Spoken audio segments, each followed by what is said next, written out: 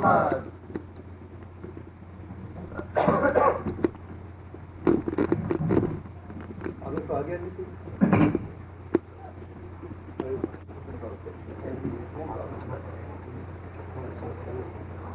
بالله من الشيطان الرجيم.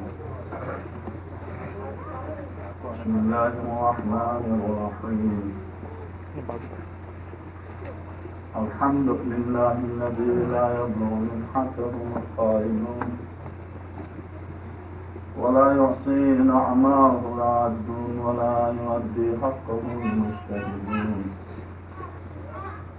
الذي لا يدركه بعد الهمم ولا يناله وصل الفتن الذي ليس لصفته حد محدود ولا نعت موجود ولا جمل ممدود ولا وقف معلوم فطر الخلائق بقدرته ونشر الرياح برحمته ووسد بالصخور ميدان أرضه أول الدين معرفته أما بعد ثم الصلاة والسلام على أشرف الأولين والآخرين خاتم النبيين الذي دنا فتد الله وكان قاب قوسين ودنا حبيبنا وحبيب إله رب العالمين أبي القاسم محمد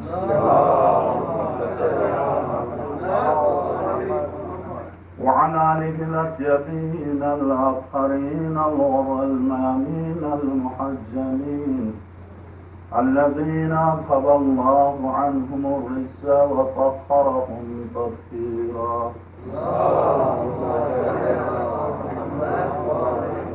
واللعنة الدائمة على أعدائهم أجمعين من أول يوم ظلمهم إلى لقاء يوم الدين. وجه الصباح علي ليل مظلم وربيع أيامي علي محرم والليل شبلي بأني ساحر انتاب للناس عرفت فحرموا من فرحة لو أنها بلملم نصفت جوانبه وصاخ لملم قلقا تقلبني الهموم بمرجعي ويغور فكري في الزمان ويفهم أيبيت مثل يزيد مشردا أيبيت مثل ابن فاطمة مشردا ويزيد في لذاته متنحم خرج الحسين من المدينة خائفا خرج الحسين من المدينة خائفا كخروج موسى خائفا يتكتم وقد انجلى عن مكة وهو ابنها وبه تشرفت الحكيم والزمزم لم يدر أين يريح بطنك به وكأنما الماء عليه مقرب.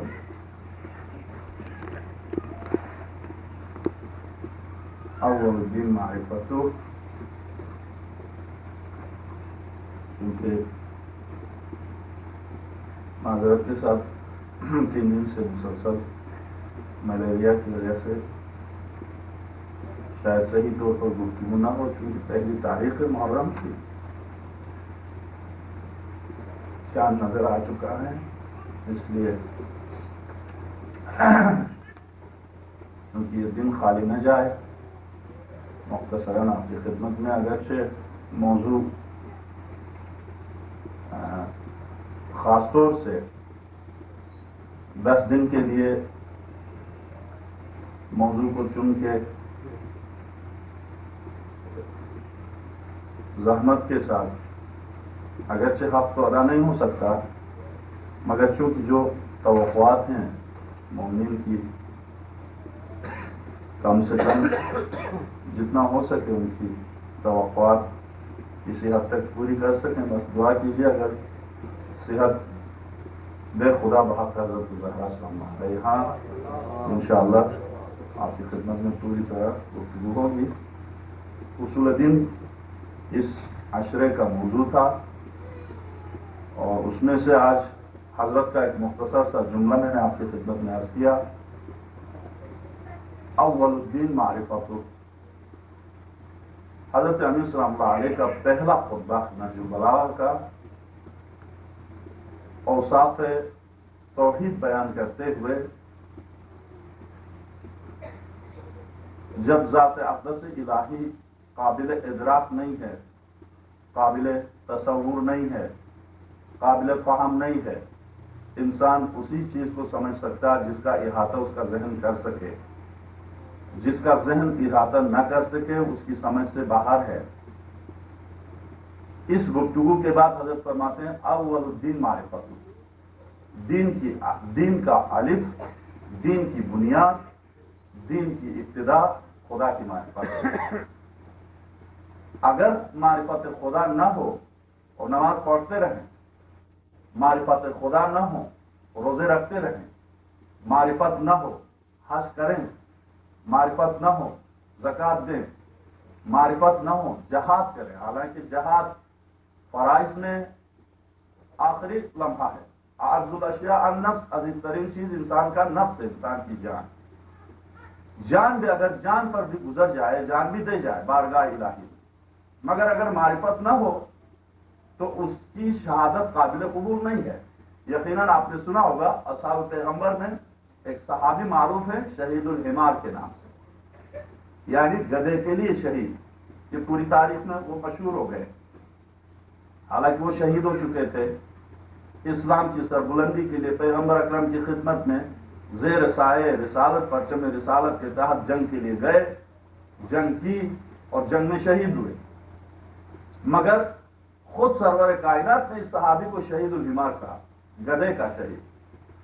جب شہادت بھی معرفت کے تابع نہ ہو، شہادت بھی معرفت سے خالی ہو، تو مردہ کہا جا سکتا ہے، شہید نہیں کہا جا سکتا. تمام تر عبادات کا انحصار معرفت خدا پر. اسی لیے خطبے میں پہلا خطبہ اول الدین معرفت. دین کی الف، دین کی ابتدا معرفت خدا. مثلا اگر آپ سے سوال کیا جائے آپ اوپر کو ہاتھ بلند کر کے کیوں دعا مانگتے، آپ پہلو سے کیوں نہیں مانگتے، نیچے سے کیوں نہیں مانگتے؟ اگر یہ تصور ہے خدا اوپر ہے تو یہ عین شرک ہے. خدا کے لیے آپ نے صنف معین، آپ ایک ہی صنف کی طرف نماز کیوں پڑھتے ہیں؟ آئینما، قرآن نے کہا آئینما تولوا فثم وجہ اللہ، جدھر رخ کرو خدا ادھر ہے. تو ضرورت اس بات کی کیوں محسوس کی گئی کہ ایک ہی رخ پر نماز پڑھی جائے جبکہ خدا ہر جگہ موجود ہے؟ بلکہ ہر جگہ کیا، وہ اقرب الیک من حبل الورید، انسان تیری شاخ رگ سے وہ زیادہ قریب تر ہے. تو ایسی صورت میں جیسا کہ حضرت موسیٰ نے مناجات کی، تو دور ہے جو میں زور سے پکاروں یا تو قریب ہے جو میں آہستہ سے پکاروں. تو یہاں اس منزل پر انسان سوچے کہ اوپر یہ ہاتھ بلند کر کے آپ دعا مانگتے ہیں، اوپر ہی سے کیوں مانگتے ہیں؟ خدا نہ خواستہ اگر یہاں تصور یہ ہے کہ خدا اوپر ہے، یہی عین شرک. تو نماز کی حالت میں اگر نماز پڑھتے ہوئے انسان خدا خاص سے شرک کرے تو اس عبادت کی تو کوئی حیثیت نہیں. کیوں اوپر سے دعا مانگتے ہیں، نیچے سے کبھی کیوں نہیں مانگتے؟ اس لیے کہ زمین منہا خلقنا، اسی زمین سے انسان ہم نے تجھے پیدا کیا ہے، وَفِيهَا نُعِيدُكُمْ، اور اسی زمین کی طرف تجھے جانا ہے، وَمِنْهَا نُخْرِجُكُمْ تَارَةً أُخْرَىٰ، اور دوبارہ ہم اسی زمین کے پیٹ سے نکالیں گے. یہی زمین وسائل رزق سے مالا مال، یہی زمین ہمیں اوپر سے گندم نہیں ملتی، ہمیں اوپر سے غذا نہیں ملتی، ملتی ہے تو نیچے سے. مانگتے اوپر سے کیوں؟ جبکہ وجود خدا کا تصور اگر اوپر ہو تو یہی میں نے عرض کیا عین شرک. حضرت فرماتے ہیں اول الدین معرفت. کمال معرفت یہ تصدیق خود. کمال معرفت یہ ہے کہ دل و دماغ و ذہن اس کے وجود کا تصدیق کرے. ایک تو باطل ناخواستہ نماز پڑھنا ہے، بس پڑھ لیتے ہیں، ورنہ لوگ پتہ نہیں کیا کہیں. یعنی لوگ ایک باطل ناخواستہ لوگوں کے طعنے تشنی سے بچنے کی خاطر نماز پڑھنا ہے، ایک واقعا نماز پڑھنا ہے۔ کیوں پیغمبر خدا کیوں تڑپ کر رویا کرتے تھے، حضرت امیر کیوں تڑپ کر رویا کرتے تھے، حضرت سید الصائدین تڑپ جاتے تھے جس وقت اس آیت کی تلاوت فرماتے تھے مالک یوم الدین، زمین پر گر جاتے۔ کیوں؟ اس لیے کہ جتنا معرفت میں جتنا کمال ہوگا اتنا ہی خوف خدا ہوگا، جس قدر معرفت میں کمال ہوگا اتنا ہی خوف خدا ہوگا۔ سرور کائنات تڑپ کر رویا کرتے تھے سورہ مبارکہ مزمل، یا ایھا المزمل قم اللیل، بے شک رات کو جاگیے، رات کو شب نماز ضرور پڑھیے، الا قلیلا، مگر کیوں رات بھر جا کے رویا کرتے ہیں میرے حبیب، آرام بھی کیجیے۔ وہاں یہ کہا جا رہا کیوں پیغمبر حضرت امیر سلام اللہ علیہ وہ ہستی جو میری آپ کی قبر میں یقیناً آئیں گے، جان کر ننی کے وقت آئیں گے، قبر میں آئیں، اگر ہم اہل ہیں تو آئیں گے، ہاں، ورنہ صرف ہم نے سوچا ہے آئیں گے تو ہر ایک کے لیے نہیں آتے، جن کے لیے آتے ہیں کبھی شاید ضمن مثال کے طور پر گفتگو آئے گی، ائمہ پہنچے ہیں، قبر میں پہنچے ہیں بعض مومنین و مومنات کے لیے، مگر وہ ہستی جو تڑپتے ہوئے انسانوں کے سرانے آئے نجات کے لیے، وہ خود بارگاہ الہی میں کس طرح سے تڑپتے ہیں، الہی اے میرے معبود، آدھی رات ہے، تنہا علی ہے، سناٹا ہے اور کوفہ ہے، در مسجد پر آدھی رات کو تنہا امیر المومنین، ایک ہاتھ مسجد کے دروازے پر، ایک ہاتھ آسمان کی طرف بلند، الہی و سیدی قد اتاک ببابی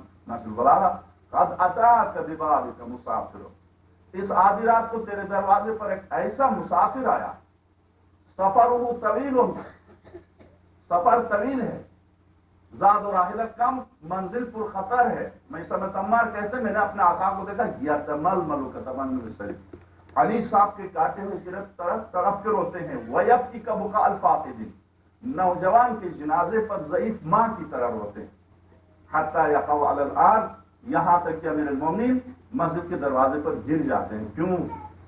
مجھ پر، آپ پر، ہم پر یہ اثر کیوں نہیں ہوتا؟ اصل میں انحصار معرفت کے اوپر، اگر آپ ہمارے خود، یہ تو معصومین کی گفتگو ہے، مراجع کرام کی اگر سیرت کو دیکھیں جو اس وقت ان کی نیابت کرتے ہیں، ان کی سیرت کو دیکھیں، اگر ان کے کردار کا مطالعہ کریں کہ کس طرح سے یہ لوگ تڑپ کے رویا کرتے ہیں آدھی رات کو، کیسے بارگاہ الہی میں گر گرا کر ہوتے ہیں، یہ معرفت کی بات۔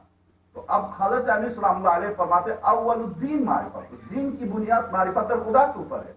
یعنی حضرت موسیٰ گزر رہے تھے، دیکھا جب بھی کوہ کی طرف جا رہے راستے میں عابد ہے، مسلسل رو رہا، تڑپ کے رو رہا، اس کی صدا سن کے حضرت موسیٰ کو رقت آئی، پر حضرت نے مناجات کی میرے معبود اگر اس تیرے بندے کی حاجت میرے ہاتھ میں ہوتی تو میں اس طرح سے نہ کر پاتا۔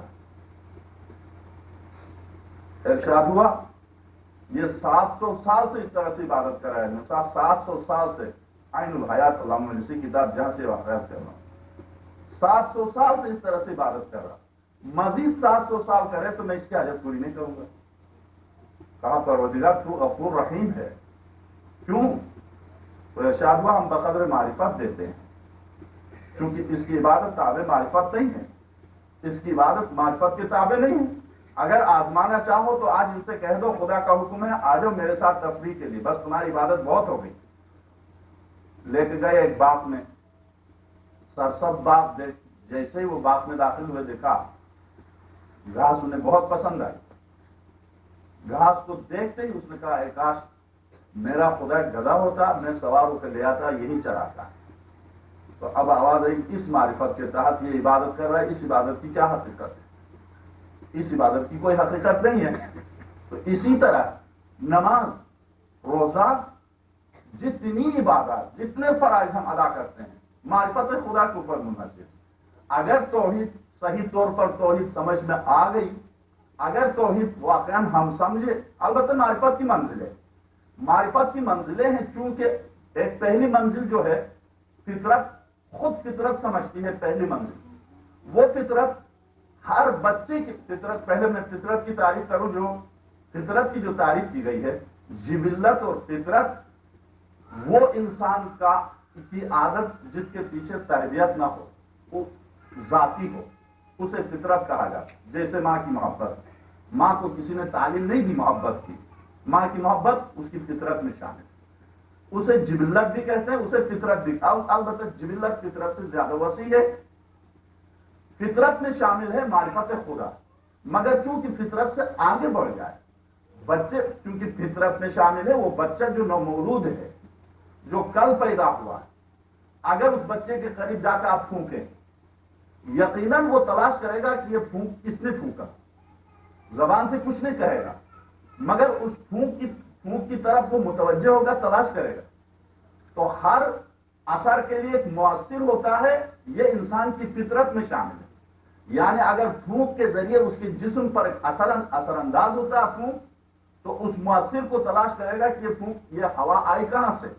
تو گویا یہ فطرت میں شامل ہے، اس کائنات کو دیکھ کر اس کائنات کے صانع کو جاننا، اس کائنات کو دیکھ کے سمجھنا کہ اس کا کوئی خالق ہے، انسان اپنے آپ کو دیکھ کے سمجھنا کہ میرا کوئی خالق ہے، یہ فطرت میں شامل ہے۔ چونکہ انسان شعور کی بلندیوں کو چھو جاتا ہے، دنیا بھر کے علوم حاصل کرتا ہے، تو فطرت سے آگے بڑھ جاتا ہے۔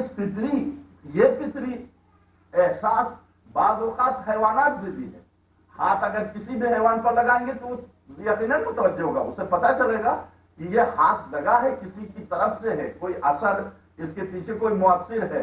تو مؤثر اثر کو دیکھ کر مؤثر کا وجود کرنا، سمجھنا، یہ فطرت میں شامل ہے۔ اس فطری معرفت کو معرفت نہیں کہتے، یعنی کم سے کم اگر اس ضعیف العمر خاتون کی معرفت بھی ہو تو بھی اسے معصوم نے کافی قرار دیا۔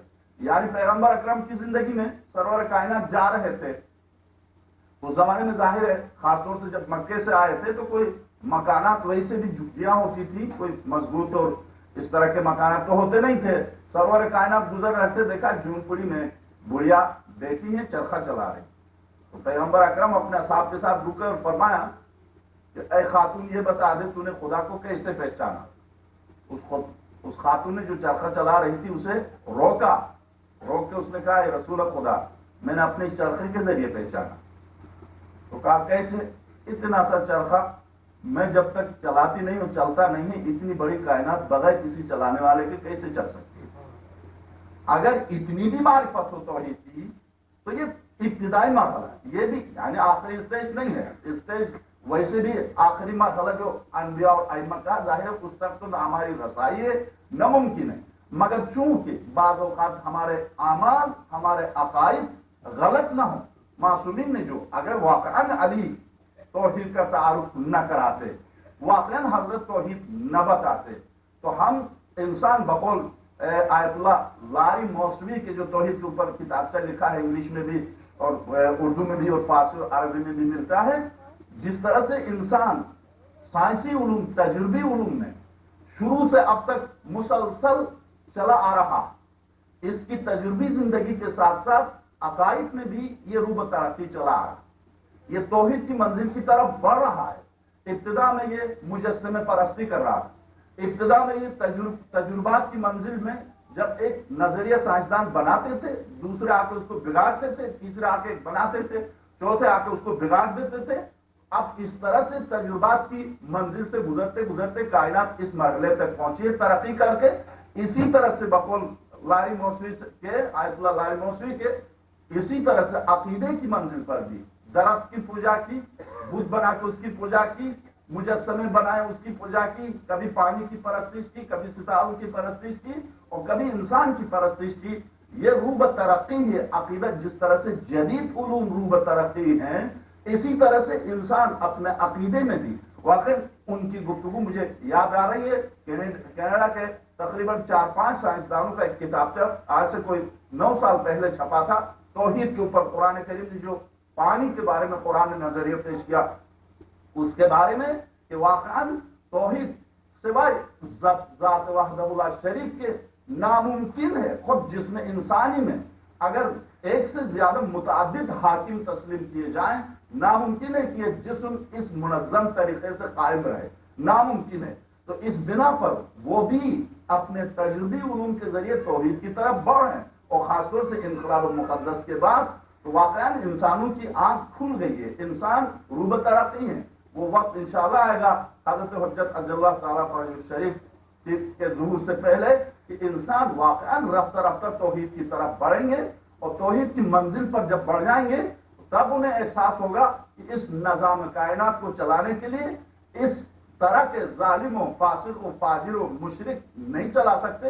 خلاصہ ہماری گفتگو طویل ہو گئی. توحید میں حضرت کا جو خطبہ ہے وہ اس طرح سے: اول الدین معرفت و کمال معرفت التصدیق بہ و کمال التصدیق بہ توحید. کمال تصدیق یہ ہے کہ دل، دماغ، ذہن اگر تصدیق کرتا تو تصدیق توحید. کمال تصدیق یہ ہے کہ توحید، کمال توحید، کمال تصدیق توحید ہے. یہ نہیں فرمایا حضرت نے اس خطبے میں کمال تصدیق توحید ہے. کمال توحید تصدیق نہیں، کمال تصدیق توحید ہے. اگر کوئی شخص یہاں پر اس جملے میں بہت وسیع مفہوم پوشیدہ ہے، یعنی اگر واقعا خدا وحدہ لا شریک کو، مالک و حاکم و رازق و تمام تر اپنی زندگی کے امور کا واحد وحدہ لا شریک حاکم تسلیم کرتا ہے تو اس کے اعمال سے یہ بات ثابت ہوگی، اس کے افعال سے یہ بات ثابت ہوگی کہ وہ کتنا توحید کو جانتا ہے.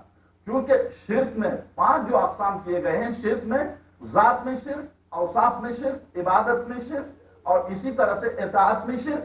5 جو اقسام بیان کیے ہیں حضرت آیت اللہ شہید دستغیث نے یا شہید مطہری نے یا حضرت آیت اللہ محسن خرافی نے توحید جو مکتب رسول کے نام سے یہ کتاب لکھی اس میں، اور اسی طرح سے جو کتابچہ لکھا گیا ہے ایران کی فوج کے لیے 7-8 علماء نے مل کے لکھی ہے کتاب، واقعا بچوں کے لیے اور باقی جوانوں کے لیے بلکہ سب کے لیے بہت ہی باعث استفادہ ہے. اردو میں بھی وہ کتاب ملتی ہے عقائد کے اوپر، کیونکہ ہم سب کے اعمال عقائد کے تابع. اسی لیے انما الاعمال بالنیات جو روایت ہمیں ملتی ہے، انسان کا عمل نیت کے تابع. نیت اگر واقعا توحید کے تابع ہے، نیت اگر واقعا وحدہ اللہ شریک خدا کو مانتا ہے، تو حضرت امیر اس خطبے میں ارشاد فرماتے ہیں وکمال تصدیق ہی التوحید. کمال تصدیق یہ ہے کہ اگر اس کے اعضاء و جوارح تصدیق کرتے کہ خدا ایک ہے تو عملی منزل پر وہ وسائل رزق میں شرک نہ کرے، وسائل زندگی کے مشکلات میں شرک نہ کرے. یعنی شرک سے کیا مراد؟ یعنی اگر احکام خدا اور خواہش نفس، احکام خدا اور مشکلات دنیاوی سامنے آتے ہیں تو دیکھنا یہ کہ یہ کتنا خدا پر اعتماد رکھتا ہے، دیکھنا یہ کہ خدا پر ایمان کتنا رکھتا ہے. اس لیے کہ اگر مشکلات میں گر جائے، اور جیسا کہ قرآن کریم نے ارشاد فرمایا کہ جب سمندر میں تم کشتی میں سفر کرتے ہو اور کشتی جب بھور میں کچھ پھنس جاتی ہے اور تم چیخ کے کہتے ہو کہ اے خدا ہمیں نجات دے، اور جب میں تمہیں ساحل نجات سے ہمکنار کرتا ہوں تو تم بھول جاتے ہو گویا تم نے مجھے پکارا ہی نہ تھا. یہ قرآن کریم کیا ہے تو اس کا ترجمہ. تو انسان واقعا مشکلات میں ایک مشکل ایسا مرحلہ آتا ہے جہاں پر اس کے تمام تر ظاہری وسائل ختم ہو جاتے ہیں. یا مثلا جہاز میں سفر کرتا ہے، جب وہ دیکھتا ہے کہ اب جہاز غرق ہونے والا ہے، جہاز گرنے والا ہے، وہاں کوئی اس کے لیے نجات کا وسیلہ نہیں ہے، تو اس وقت جو ذہن توحید کی طرف بڑھتا ہے، اس وقت جو فطرت آواز دیتی ہے، اس وقت جو اعتماد پیدا ہوتا ہے اب بھی کوئی ہے نجات دینے والا، وہ وہی وقت ہے. حقیقی توحید وہی توحید ہے. جب انسان مشکلات کی کشتی میں پھنس جائے اور جب انسان کے لیے نجات کا کوئی ظاہری راستہ نظر نہ آئے، اس وقت جو فطرت آواز دیتی ہے خدا اب تیرے سوا کوئی نہیں، تو بقول آیت اللہ دستغیث کے وہی توحید ہے، وہی حقیقتاً توحید ہے، اور وہی خدا کو پہچاننا ہے. تو بقول آیت اللہ دستغیث کے گویا ہم مشکلات میں ذہن سے تہ دل سے اللہ کہتے ہیں، ورنہ مشکلات کے علاوہ کبھی ہم نے سوچا بھی نہیں اپنی عبادات کے بارے میں، اپنے تمام اعمال کے بارے میں. خلاصہ وکمال التصدیق توحید، اور کمال تصدیق یہ ہے کہ وحدت، وکمال توحید ہی الاخلاص لہ، اور کمال توحید یہ ہے کہ سارا خلوص اسی کے لیے رکھتے. وکمال توحید یہ الاخلاص لہ، کمال توحید یہ ہے کہ جتنا مخلص ہو سکتا خدا کے لیے مخلص ہو، خدا سے خلوص سے پکارے، خلوص سے عبادت کرے، خلوص سے اخلاص لا اور اخلاص فمن و کمال و اخلاصی نفی الصفات عن، اگر خدا کا مخلص ہے تو اس بندے کی نشانی ہے کہ خدا کی صفات کو نفی کرتا.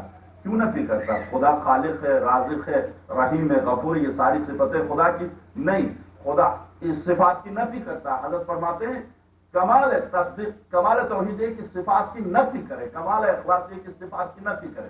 کیوں؟ فمن وصف اللہ سبحانہ و تعالی فقد قرنا، جس نے الحمدللہ رب العالمین کہہ کر یہ سمجھا کہ اس نے خدا کی تعریف کی، مکمل تعریف کی، اس نے اپنی عبارت کے اندر خدا کو محدود سمجھا. فمن وصف سبحانہ و تعالی فقد قرن، جس نے الفاظ کے ذریعے یہ سمجھا کہ اس نے خدا کی تعریف کی تو وہ غلط فہمی کا شکار ہے. خدا ذہن میں نہیں آ سکتا، الفاظ میں کیسے آ سکتا؟ الفاظ میں اس کو سمایا نہیں جا سکتا، کیونکہ ہم الفاظ کے ذریعے مانگنے پر مجبور ہیں، الفاظ کے ذریعے پکارنے پر مجبور ہیں. وہ مفہوم الفاظ کے اندر سمایا نہیں جا سکتا. وہ دوسرے معنی کی طرح، جس طرح سے الفاظ دوسرے معنی کے لیے الفاظ استعمال ہوتے ہیں، لفظ اللہ اس طرح کا لفظ نہیں ہے کہ اس کے اندر اللہ سمایا ہو، اس کے اندر اللہ کی ذات موجود ہو. یہ لفظ ہے اس ذات اقدس کو پکارنے کے لیے، نہیں کہ اس لفظ کے اندر پورے معنی اس کے اندر بس وہی ہیں.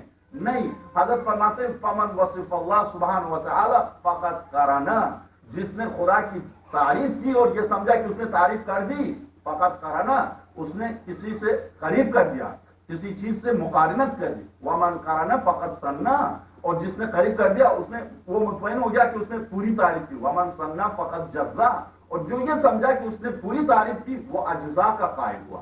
اس لیے کہ جو شے اجزاء مرکب سے بنی ہے، اجزاء بسیط سے نہیں مرکب سے بنی ہے، وہ قابل تعریف ہے.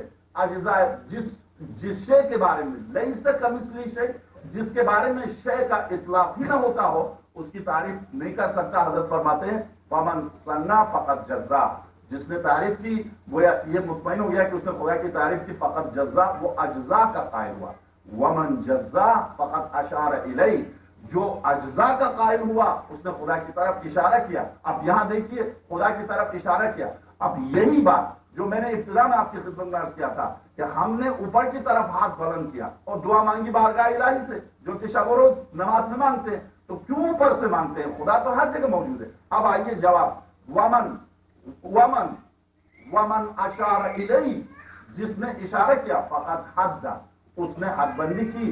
ومن حد فقط عد، اور جس نے حد بندی کی اس نے گنا، گنتی میں لایا، شمار میں لایا. اور خدا کو شمار میں نہیں لایا جا سکتا، خدا کو گنتی میں نہیں لایا جا سکتا. گنتی اس کو اپنے اندر محدود نہیں کر. ومن قرنا فقط ثنا، ومن ثنا فقط جزا، ومن جزا فقط اشار الیہ، ومن اشار الیہ فقط جہلا، ومن جہلا فقط حد، ومن حد فقط عد. جس نے گنا اس نے محدود کر دیا، اور جس نے محدود کر دیا خدا کی معرفت سے خارج ہوا، یعنی توحید سے وہ شخص خارج ہوا.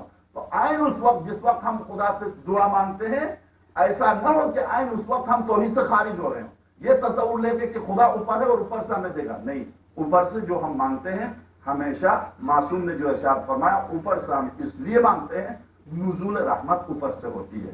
خدا اوپر، خدا کے لیے اوپر اور نیچے کا تصور نہیں ہے. نزول رحمت چونکہ اوپر سے ہوتی ہے اس بنا پر اوپر سے مانگتے ہیں، اس تصور سے نہیں کہ خدا اوپر ہے، خدا ہر جگہ موجود ہے.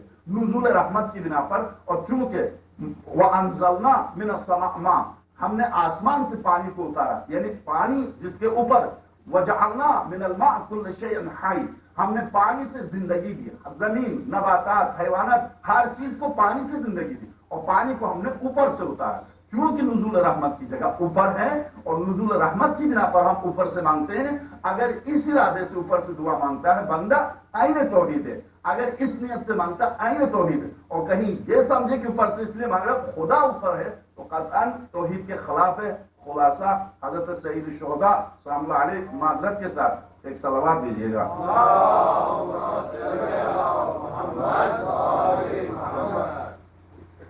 حضرت نے بھی جو ارشاد فرمایا، کیونکہ یکم محرم چاند نظر آ چکا ہے،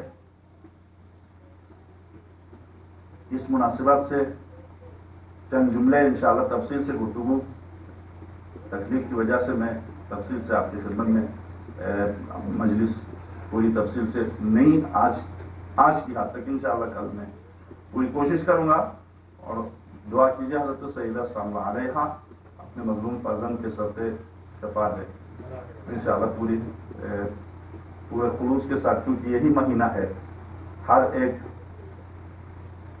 موسم ہر ایک چیز کے لیے بہار ہے۔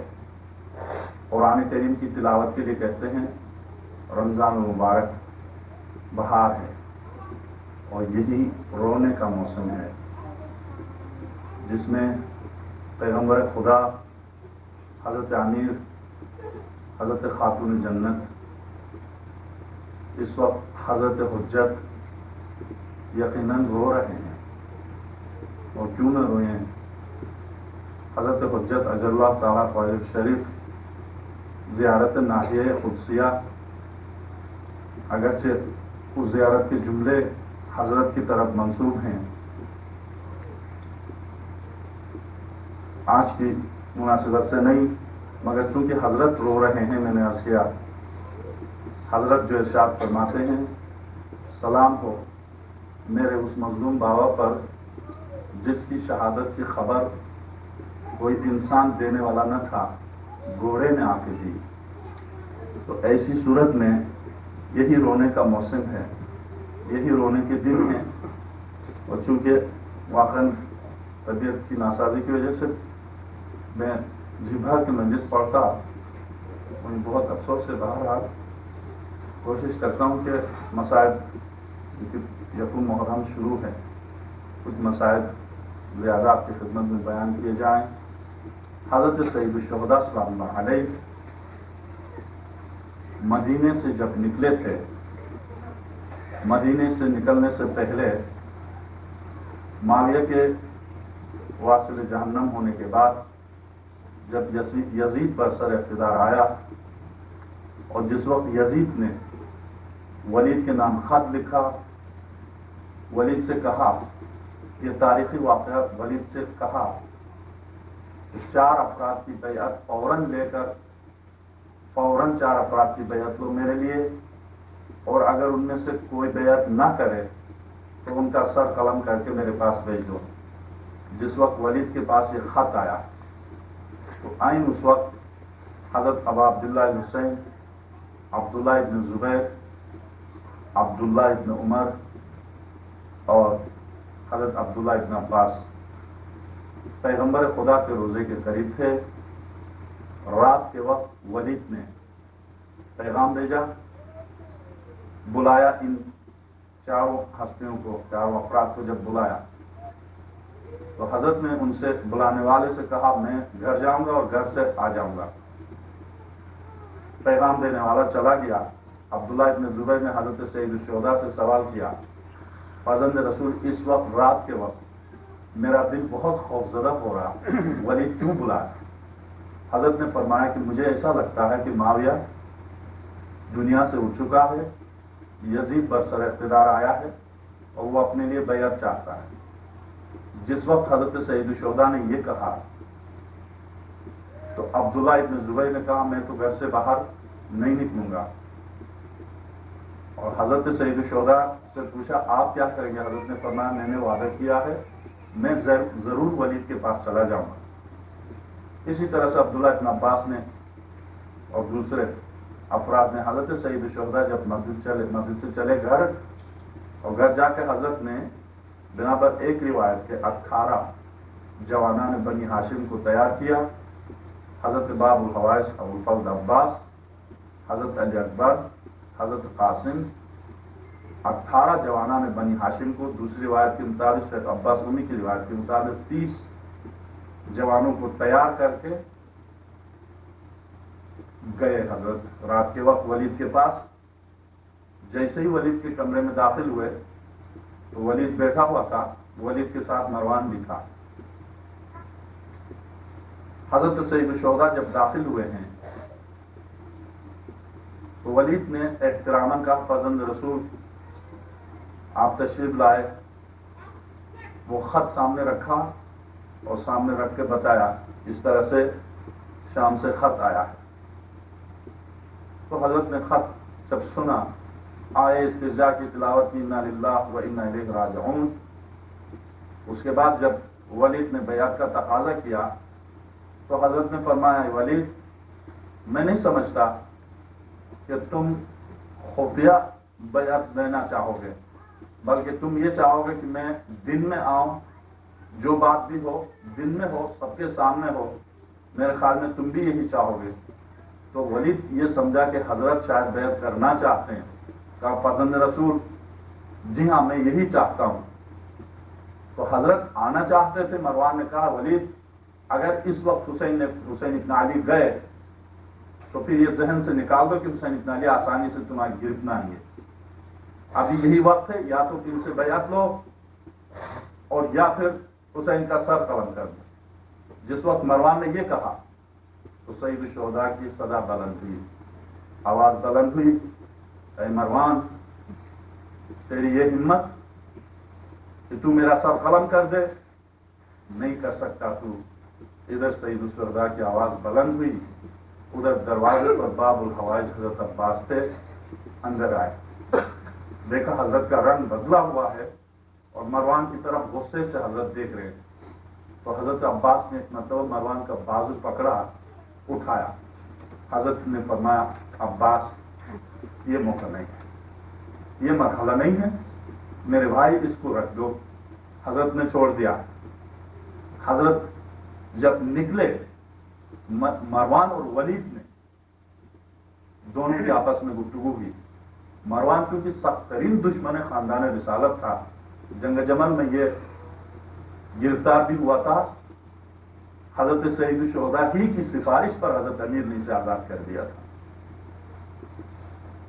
جب حضرت نکلے تو مروان نے ولید سے کہا اے ولید حسین وہ شخصیت نہیں ہے کہ اب تو آسانی سے ان سے بیعت نہیں لے سکتا. ولید نے کہا مروان کیا تو یہ چاہتا تھا کہ میں واقعی یزید کی خاطر فرزند رسول کے خون میں ہاتھ رکھوں؟ ناممکن. فرزند رسول کے خون میں کبھی ہاتھ نہیں رکھوں. یعنی اس جملے سے پتہ چلتا ہے کہ ولید چونکہ نسلاً ظالم ضرور تھا، خائن ضرور تھا، مگر حلال زادہ تھا. حلال زادگی کا اس نے ثبوت دیا. اس نے ایک میں نہیں، خدا کی قسم، ولید کا جملہ، مروان خدا کی قسم جس کا بھی ہاتھ حسین کے خون میں ہوگا وہ کبھی رسول کے سامنے نہیں جا سکتا قیامت کے لیے. تو مروان نے بظاہر یہ کہا کہ ہاں اگر آپ نے اس وجہ سے رسول اکرم کی وجہ سے اگر یہ احتراماً چھوڑا تو اچھی بات ہے. حضرت واپس آئے. دوسرے دن تیسرے دن مسلسل تقاضا کیا ولید نے اور حضرت کو مدینے میں رہنے نہیں دیا. جب حضرت کو مدینے میں رہنے نہیں دیا تو حضرت نے یہ طے کیا کہ ولید کے سامنے جا کر حضرت نے فرمایا ولید تو یہ سمجھتا ہے کہ حسین یزید کی بیعت کرے گا؟ شرابی کی، بندروں کے ساتھ ناچنے والے کی، محارم کے ساتھ زنا کرنے والے کی؟ نہیں، ہرگز ایسا نہیں ہوگا.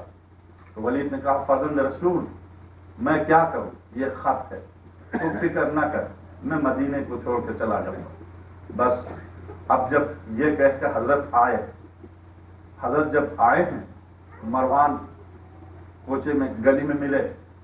حضرت سید الشہداء سے ہمدردی کے طور پر کہا فرزند رسول میں ہمدردی کے طور پر آپ سے درخواست کرتا ہوں یزید سے آپ بیعت کریں گے تو آپ کے لیے نقصان نہیں.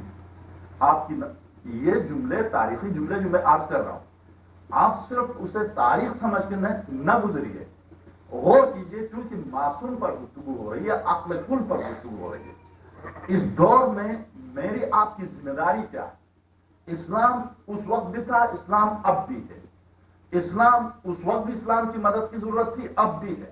اس لیے آپ جب یہ گفتگو سن رہے ہیں تو ذہن کو ادھر دوڑا دیجیے.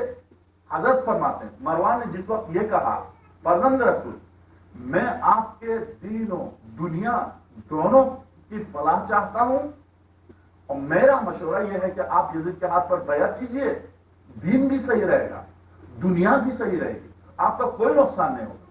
تو حضرت نے کیا فرمایا؟ मरवान यजीद के हाथ पर मैं बैत करूं?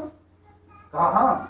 तो हजरत ने फरमाया व अलल इस्लाम अस्सलाम, अगर मैं ही यजीद के हाथ पर बैत करूं तो फिर इस्लाम पर सलाम। या अब आप गौर कीजिए, हजरत क्यों नहीं कर रहे? नमाज पर कोई पाबंदी नहीं, रोजे पर कोई पाबंदी नहीं, हज पर कोई पाबंदी नहीं, सिर्फ बैअत ही करना था। बैअत करके बात खत्म थी, जैसा कि मरवान कह रहा, जैसा कि वलीद कह रहा। बात क्या है? किस बात की खातिर खानवादे को लेकर आज निकले? किस बात की खातिर आज सईद शोदा ने पूरी कायनात को रुलाया? क्यों? बैअत कर देते, जालिम के हाथ में बैअत करते, नमाज से कोई रुकावट नहीं, रोजे से कोई रुकावट नहीं, और कोई नहीं। हज भी अगर बैअत करते, हज से भी नहीं रोकता यजीद। नहीं, हजरत फरमाते हैं नहीं, मैं यजीद के हाथ पर बैअत करूं और फिर इस्लाम के हक़ाइक़ मिट जाए, व अलल इस्लाम अस्सलाम, और तो फिर तो इस्लाम पर सलाम, फिर इस्लाम खत्म, इस्लाम का नाम खत्म। तो बस अब हजरत आए, हजरत जब आए तो अब कोई चारेकार न था, मदीने में रहने का कोई चारेकार न था। हजरत ने नाना के रोजे पर गए, और रोजे पर गए थे, अहले कोफा का आखिरी खत आया, जिसके ऊपर तकरीबन 1100 अफराद ने अपने नाम लिखे थे। आखिरी खत आया, अब्दुल्ला कौफी उसका नाम है, इसका पूरा हसब नसब नहीं मिला। ये वो शब्द जो आखिरी खत लेकर आया था हज़रत सईद शोदा, ये खत समेत 12,000 खुतूत जमा हो चुके थे कि फर्जंद रसूल आइए, जल्दी आइए, हमारी निगाहें आपके कदमों पर निछावर, हम आपके मुंतजिर हैं, हम आपका साथ देने के लिए तैयार हैं। अगर आप नहीं आएंगे तो कयामत के दिन हम शिकायत करेंगे आपके नाना की खिदमत में। हमने तो अपनी इस्लाह के लिए, तबलीग के लिए, अपनी दीन के लिए हमने आपके फर्जंद को बुलाया था, नहीं आए।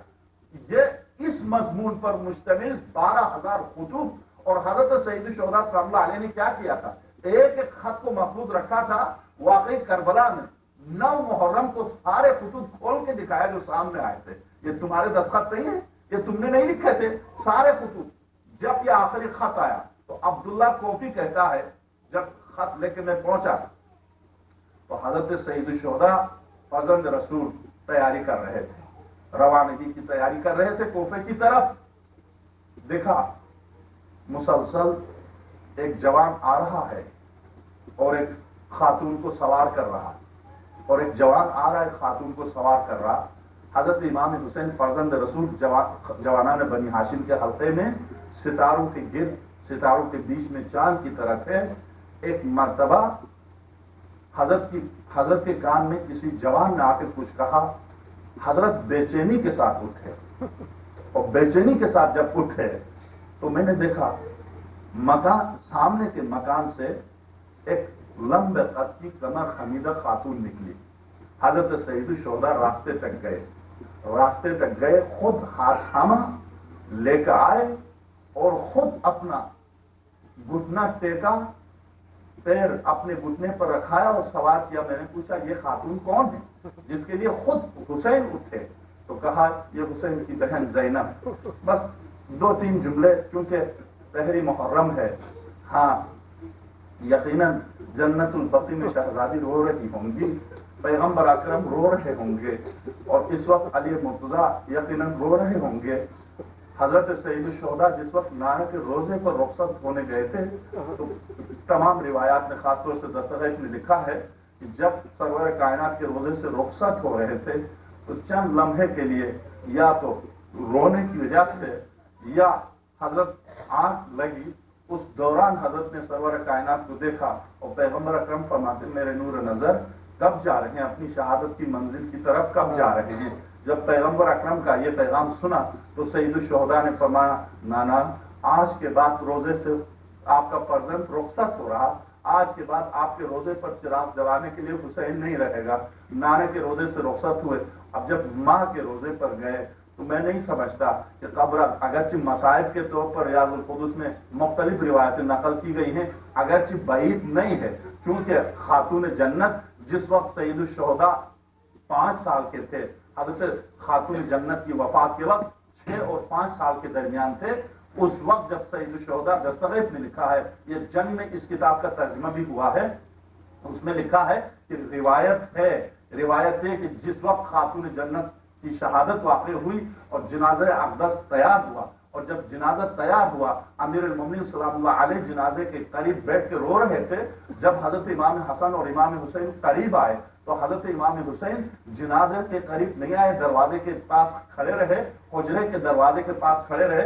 حضرت امام حسن ماں کے تابوت کا طواف کرتے جا رہے تھے اور فرماتے تھے والدہ گرامی ہمیں یتیم بنا کے آپ چلی گئی، رو رہے تھے۔ تو حضرت سید الشہداء جو میرے 6 سال کے امام ماں کے جنازے کے قریب نہیں گئے، تو ایک مرتبہ امیر المومنین متوجہ ہوئے، فرمایا میرے نور نظر حسین آ جاؤ ماں کا ودا کر لو۔ جس وقت ودا کا لفظ سنا تو میرے آقا نے فرمایا بابا میں تو نہیں آؤں گا۔ کہا کیوں بیٹے؟ جب تک اماں خود نہیں بلائیں گی میں نہیں آؤں گا۔ تو دستغیث لکھتے ہیں بخدا اس وقت زہرا کی آواز بلند ہوئی تھی، کفن سے ہاتھ بلند ہوئے تھے، میرے لال آ جاؤ۔ ہاں آج حسین اگر ماں کی قبر کو چھوڑ کے جا رہے ہیں اور اگر ماں کی قبر اقدس سے لیٹ کے رو رہے ہیں تو یقیناً زہرا مسجد طرف اٹھی ہوں گی، یقیناً زہرا مسجد کی روح ساتھ ساتھ ایسے بہت سے واقعات دیے ہیں ساتھ ساتھ چلی ہوں گی، کیونکہ کربلا سے شام تک کے جو واقعات خاص طور سے دیے ہیں منزل بمنزل ایک ایک منزل پر ایسے دردناک واقعات دیے ہیں،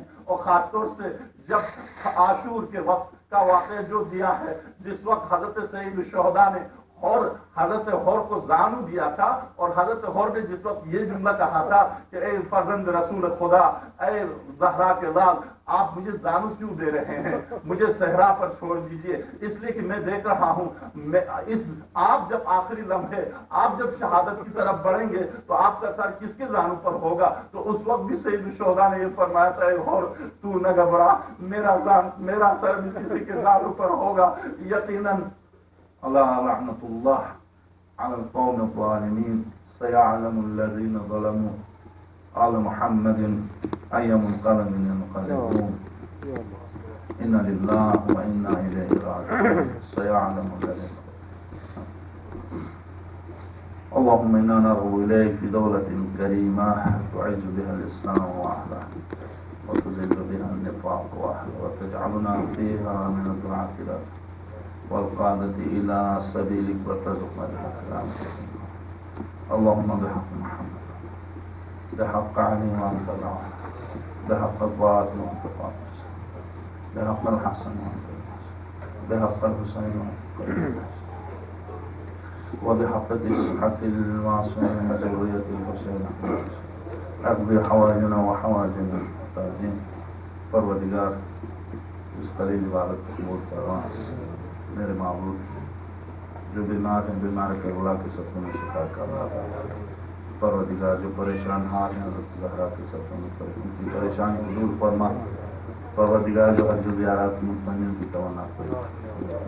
میرے معبود جو وسائل رزق کی طرف سے پریشان ہے تجھے خاتون جنت کا واسطہ انہیں وسائل رزق سے نواز، جو بسر روزگار ان کی روزیوں پت کر عنایت فرما۔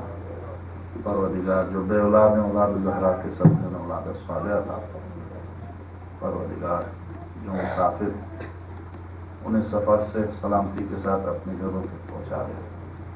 میرے معبود انہی دنوں کا واسطہ ہے اور اسی قربانی کا واسطہ ہے۔ پروردگار ایک ہی حکومت ہے اور ایک ہی مملکت ہے جہاں پر ہر مسجد سے علی اللہ کی آواز بلند ہوتی ہے۔ پروردگار علی اور اولاد علی پوری تاریخ میں انہیں آگے نہیں بڑھنے دیا۔ پروردگار یہ واسطہ ہے سید الشہداء کا، اس مملکت و حکومت اسلامی کو تزور اور جب قائم دائم رکھ۔ میرے معبود رہبر معظم اور ہمارے تمام مراجع کرام کو صحت و سلامتی عنایت فرما۔ پروردگار تجھے تیرے حجت کا واسطہ ہے، حجت کے ظہور میں تعجیل فرما اور ہمیں ان کے ساتھ دینے والوں میں شمار فرما۔ ربنا آتنا فی الدنیا حسنة وفی الآخرة حسنة وقنا عذاب النار بجاہ محمد وآلہ الأطهار اللهم صل